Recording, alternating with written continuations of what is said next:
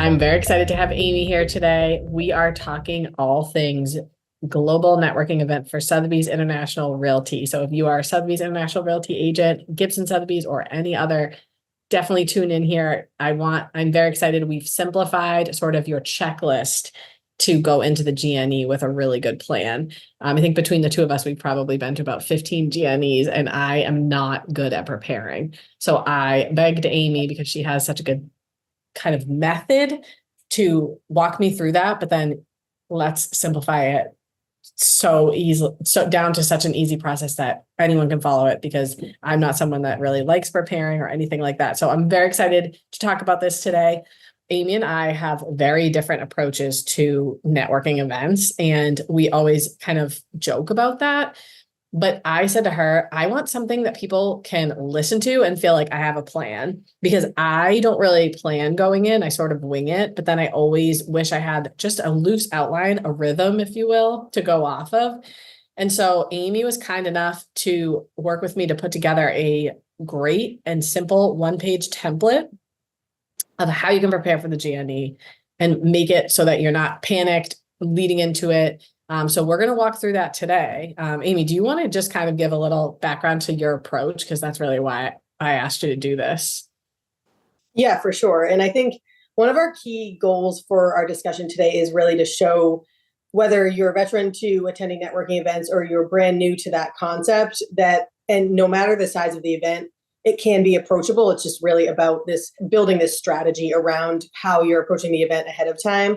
Because I think with an event of this scale too, there's thousands of people that will be there. We do not expect you to meet thousands of people, but how can you walk into that room and feel really confident going into it? So in terms of the strategy, it's really thinking through ahead of time some goals that you have for the event. And I'm a big goal setter. I am a Capricorn. So like Nicole said, we are we're different styles in our approaches, but I think having a really strong plan or even a loose plan is a great strategy. And that's what we can give you, something you can get super detailed with, or you can just use it for the bare bones and go in with a bit of room for spontaneity, but a bit of a strategy as well. So Aimee, you get very into setting up things ahead of time. So like I said, the goal today is like, let's talk through your approach, and then how can we boil that down so it's so simple and not overwhelming? So can you walk us through just that high level approach that you usually take? Yeah, for sure. And I think like Nicole said, we're very different styles. So we're going to try to oversimplify today as best we can. I usually look at goals when I'm going into the event. So what do I want to get out of it, and who do I want to connect with, and really boiling that down to specifics. So thinking through markets and business strategies that are really your targets for that event going into it. I love that. And that's where I had said, like, let's boil that down to 3. So I'm thinking in my ADD brain, I want one page. I want to be like, I'm prepared for the GNE because I've filled in these blanks. We're going to have something that you can actually put your hands on and do just that. But let's think about 3. So if I'm going to I'm the example here. I'm an agent going to the GNE. I want to pick 3 markets. How do I decide on those markets?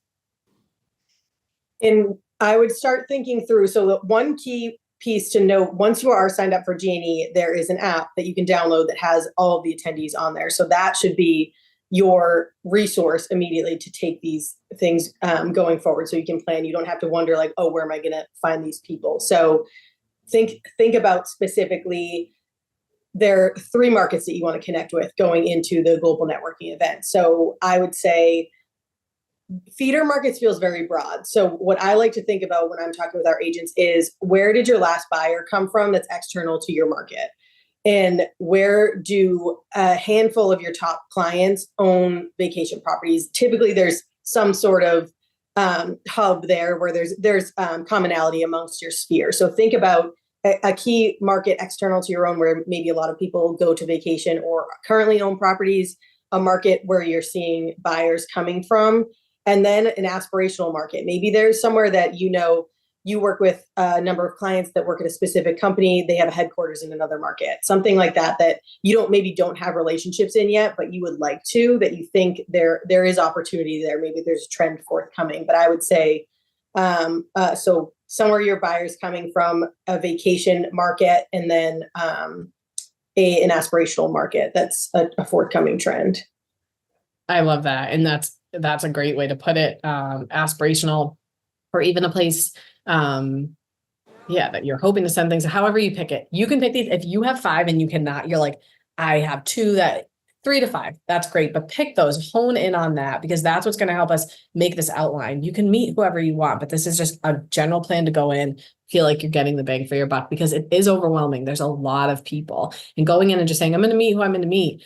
We want to kind of put together a loose plan so that I'm going to take something out of this worthwhile, and then I'm going to meet who I'm going to meet at that point. So you're picking those 3 to 5 markets, and then to Aimee's point, you're getting into that app ahead of time, and you're seeing who's there from those markets, right? And the other piece that we wanted to use before we get into choosing agents that you'd like to meet are your business goals, which I really loved too, because I do know I talked to one of our top agent teams recently, and she had gone to the GNE, and I was like, oh yeah, it's great. You always get something out of it, like a referral deal. And she was like, honestly, yeah, but like what I get the most out of it is like the collaboration, because I love hearing what people are doing. And she was like, well, we are really collaborative. It's just, it's tough within your same market to like repeat what other people are doing. So like, she's like, we purely go to get ideas for how to run our business differently, marketing ideas, listing presentations, whatever it might be. So picking those challenges or something that you are focused on. Aimee, can you give us some examples? And again, let's focus on that 1 to 3 for those. You could even go in with one big goal.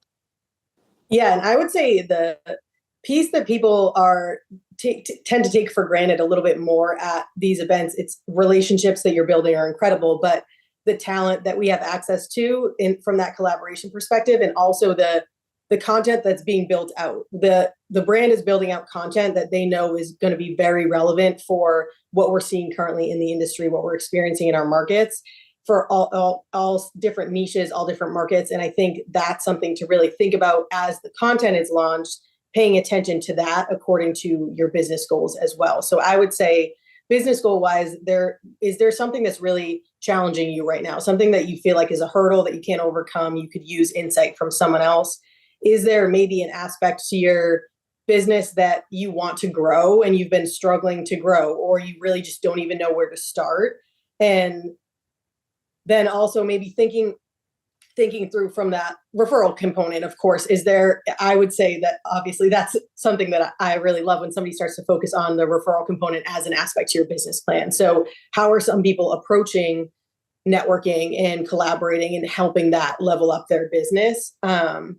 And then looking through thinking about questions you might want to ask in the conversations that you're having, but also when you're looking through that content, seeing what panels might be most relevant to those needs that you have, those goals that questions you're looking to get answered. Yes. Yeah. I love that. And I think some ideas just quickly, like, again, I'm trying to make this so simple, but just picking one. This does not mean you can't get other ideas or you can't talk to other people. I am saying start with such a bare minimum here.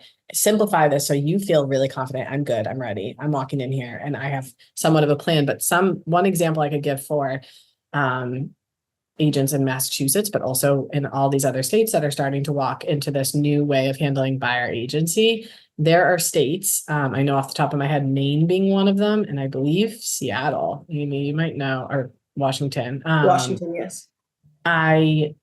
There are states that have been this way for a long time. So if you haven't talked to somebody who's operated in one of those markets, that's a great place to start. Just put that in your head as, I want to learn how to, maybe get more comfortable with this presentation or these conversations.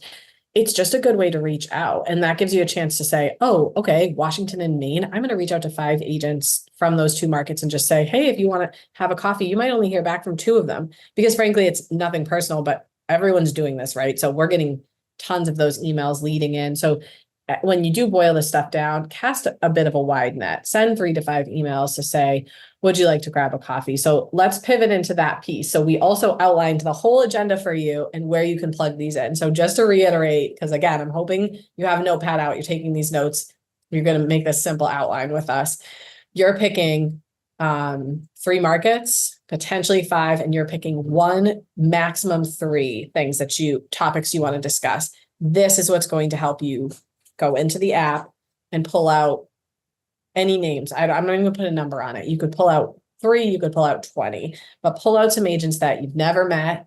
And probably add to that list. Now you want to put on some people that you do want to catch up with, that you do know.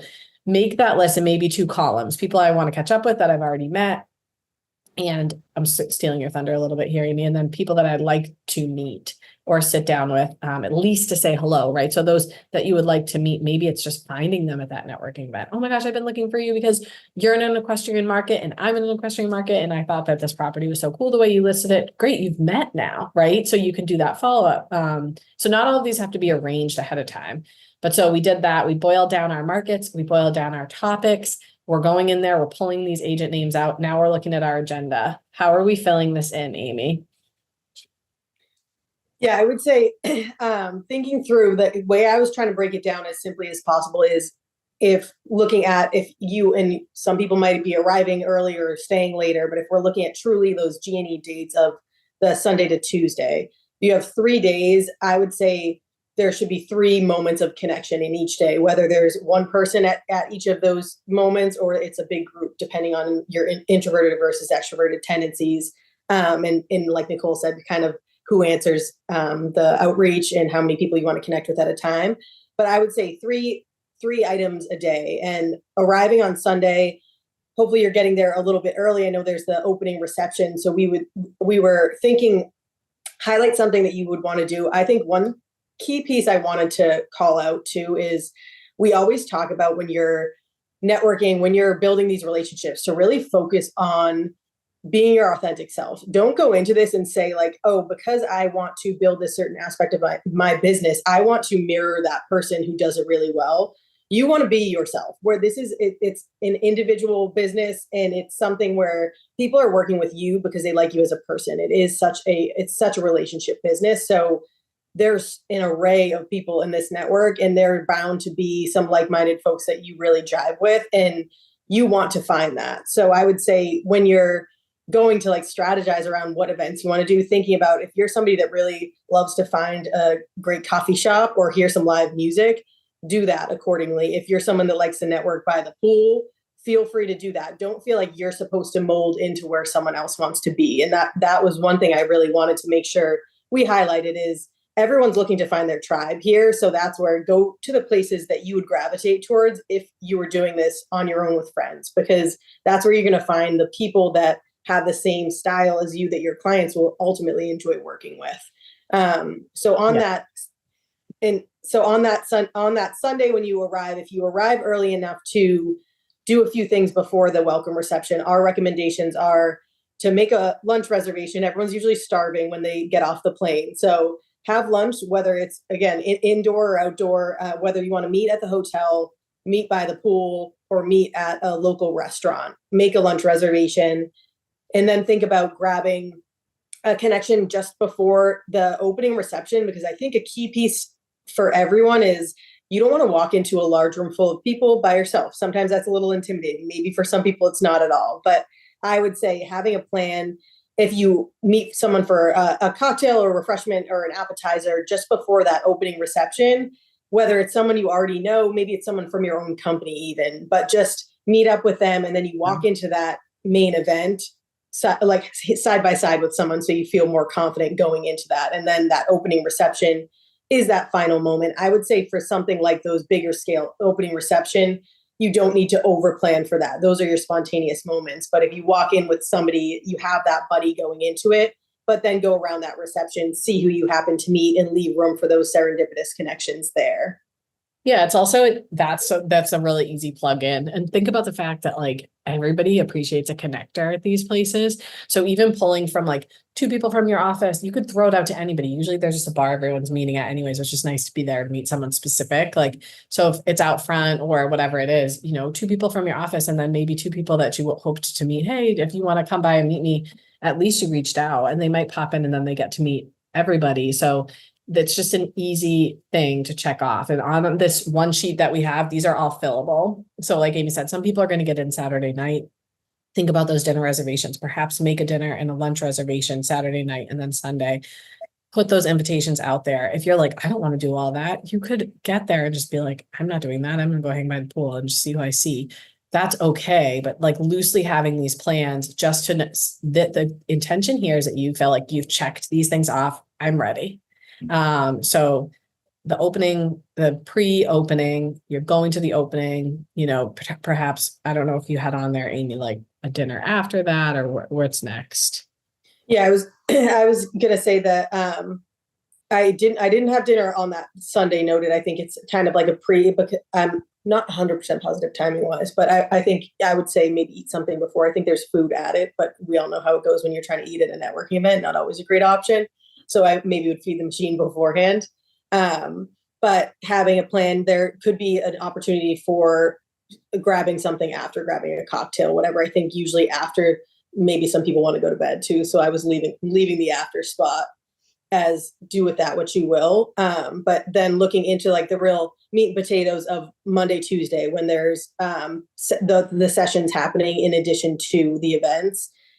One way to really level up your approach to the sessions is thinking about morning connection. I know personally, I'll definitely be going to Barry's Boot Camp in Nashville with a group of people on either Monday or Tuesday, maybe both. So there's a subtle plug there. But if you are someone that likes to work out in the morning, maybe you like to do a casual coffee walk, maybe you like to go for a run, find somebody that wants to do that with you and make that a component to building your relationships, because that again is a great way to find like-minded people.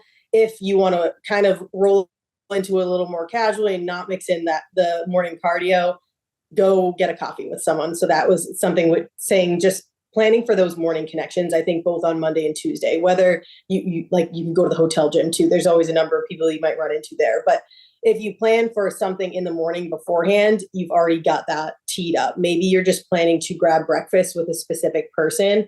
And that component of having the plan plus the spontaneity, I would say when going to breakfast, have there be one person you know you're going with, but then sit at a table of random people and see who you might meet there as well. But really building the morning component into your day, I think is key to start off on the right foot. And then there's going to be a jam-packed sessions from the main stage to the panels.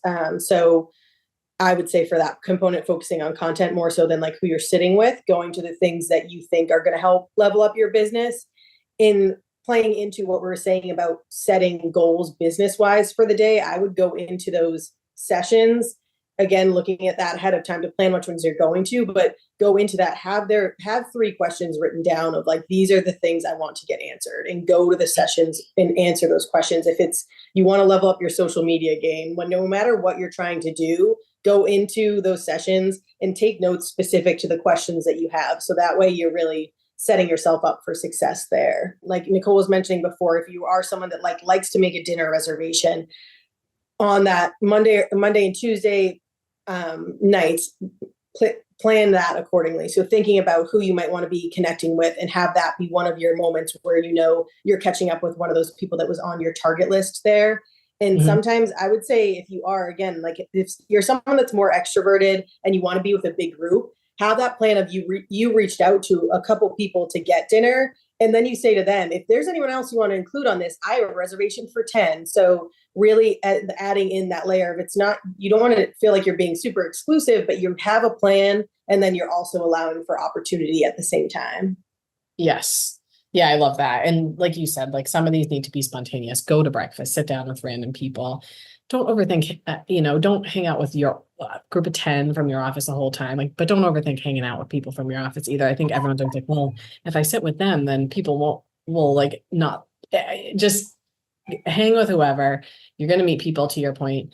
It's just like what social media proves to us every day. People flock to and like when they're seeing the real version of you. And so just kind of hanging around, being yourself, it's going to be way too exhausting trying to put on a front that whole time. But that's all kind of goes without saying. So I want to just keep honing in on this. We did a nice outline. We have something that's really easy that we're going to circulate at our company, but we're happy to share with anyone that wants to reach out for this. It's really just kind of like, I know this is simple, and if you were taking notes, you don't need that. But for me to just have this, it's like, I'm done. I can fill in, here's the 3 goals I have. Here's some markets I want to meet people from. Fill in the 10 people you want to meet, plop into the agenda when you might see them, when you might not. You at least had the intention and you've made that connection, even if it's just beforehand. And then we also put together a packing list that we can send out because that's always something that stresses people out. And between the two of us, I think we've been to like probably 15 GNEs. And we will do a follow-up too. So I'm really excited to do that. We're not going to get into the follow-up today, but we're going to do it in the same way. We're going to get on and we're going to walk through an easy checklist for your follow-up just to be sure that everybody, again, it does it and that it's simple because I think that's the biggest piece here. And I have never prepared or set up anything ahead of time. So I am making a vow that I will use this spreadsheet or this, worksheet and I'll do this ahead of time because I missed the last GNE because I was very pregnant. So this will be a couple years since I've seen a lot of people and I'm really excited to get out there. So if you want to get on my list, no, I'm just kidding, but let us know if you want this and we'd love to share it. And Aimee, do you want to leave anything with everyone with anything else? Yes, I would just say that our goal of this conversation was to really underscore the fact that yes, you want to be spontaneous and go into this event and allow for so much to happen that you couldn't even plan for. But I think going into anything with some true intentions allows for a greater success ultimately. And I also think that it's a lot of times people look at these large scale events and are like, oh my goodness, I have to meet everyone in the room. I have to meet as many people as I possibly can. And if you try to meet too many people at something like this, you're going to leave drained and confused. And I think having these intentions going into it allows you to build those deeper connections.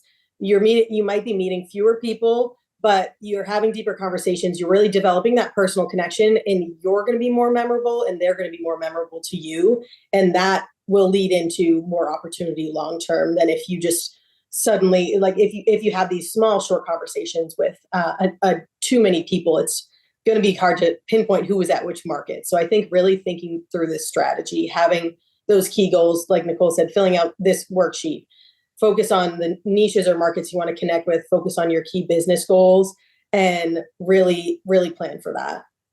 Yeah, I like that. Definitely like quality over quantity and making sure. It's funny, I always try this back somehow to children's schedule, but I was just making and I use the word rhythm for like, I have a 7-month-old and a 2-year-old, and to have a loose rhythm to the day allows us to like just go with the flow a little bit more, but like really actually enjoy like what we're doing because it's like, okay, like I'm not thinking about like, should I be doing these 10 activities or like I need to be doing the laundry right now. It's like, no, this was the time that they're meant to be coloring and I'm meant to be doing this. Like, so I think that that's all it is like, it kind of lets everybody like just calm down too. Like, don't go in there stressed out, just go in calm. Know that if you have a moment of crap, like, what am I supposed to be doing? Like you have that, right? But you don't need to go like, it's not a manual. It's not like, oh my gosh, I didn't meet 3 people. So just do go in with a loose plan, but go with the flow.